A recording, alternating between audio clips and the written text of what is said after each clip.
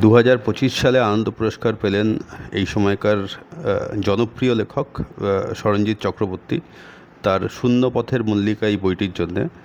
শূন্যপথের মল্লিকা বছরখানেক বা বছর দেড়েক আগে দেশে ধারাবাহিকভাবে বেরোতো। সেই সময় পড়া হয়নি, এই সময় পড়ছি আরও আনন্দ অ্যাপ থেকে। তো বইটা যেহেতু পড়িনি, বইটা কেমন সেটা বলতে পারবো না, তবে একটা পুরস্কার পেয়েছে যখন, এবং বেশ ভালো পুরস্কার। আনন্দ পুরস্কার হেলাফেলা করার মতন একেবারেই নয়, ভালো হবে সেটাই স্বাভাবিক। স্মরণজিৎ চক্রবর্তী দেখতে দেখতে বেশ অনেক পুরনো লেখক হয়ে গেলেন, বহুদিন ধরে লিখছেন। বিশেষত ইউথদের মধ্যে খুবই জনপ্রিয়। আমার মনে আছে যে যখন রিলেটিভলি অল্প বয়স ছিল আমার, সেই সময় স্মরণজিতের প্রথম বই আমি পড়েছিলাম পাতাঝরার মরশুমে, খুবই ভালো লেগেছিল। সেই স্মৃতি এখনও অমলিন বললেই বলা যায়। তার পরবর্তীতে কম্পাস পড়েছি, ভালোই লেগেছে। তবে পাতাঝরার মরশুমে তার সমস্ত বইয়ের মধ্যে আলাদা করে মনে থাকে। তার পরবর্তীতে তার বই পড়েছি আলোর গন্ধ।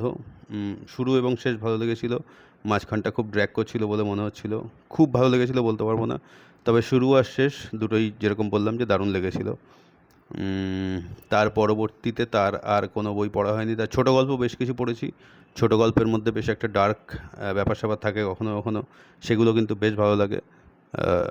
স্মরণজিৎ এই সময় যেরকম বললাম ইউথদের মধ্যে, এবং একটু যাদের একটু 40-এর কোঠায় পৌঁছে গেছে তাদের মধ্যেও যথেষ্ট জনপ্রিয়, কারণ তারাও আমারই মতন অল্প বয়সে স্মরণজিৎ পড়া শুরু করেছিল।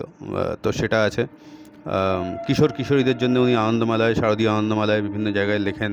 আরও আনন্দ বেশ জনপ্রিয়। তার তৈরি অদম্য বলে একটি ক্যারেক্টার আছে, সেই ক্যারেক্টার নিয়ে উনি মাঝে মাঝেই লেখেন। তো সব মিলিয়ে বেশ বেশ ভালো। তার সবথেকে বড় অবদান যেটা, যে আস্তে আস্তে তো বই পড়ার পরিসরটা কমছে, বইয়ের প্রতি আকর্ষণটা অনেকেরই কমে যাচ্ছে। তার কারণ হাতে ওই আয়তক্ষেত্রের যে যন্ত্রটা আছে যার নাম মোবাইল ফোন, সেটা মোটামুটি বাদবাকি সমস্ত কিছুকেই খেয়ে নিচ্ছে। কিন্তু তার পাশাপাশি ওনার লেখার মাধ্যমে উনি ইউথদেরকে কিন্তু রেগুলারলি, এবং একটা বড় অংশের পাঠকদের, বাংলা বই যারা এখন পড়েন তাদের অনেককেই কিন্তু বইয়ের দিকে আকর্ষিত করে রেখেছেন। এখনও তার বই রেগুলারলি পড়া হয়, এটাই তার সবথেকে বড় কৃতিত্ব। সেটা একটা বলার পাশাপাশি এখন ইংরাজি বইয়েরও পড়ার চলটা অনেকটা বেড়েছে, যার ফলে বাংলা বইয়ের পরিসর কমে যাচ্ছে। কিন্তু সব মিলিয়ে স্মরণজিতের যে জনপ্রিয়তা, তা কিন্তু অস্বীকার করার কোনো জায়গা নেই। আমরা বৈপ্লবিক চ্যানেলের পক্ষ থেকে তাকে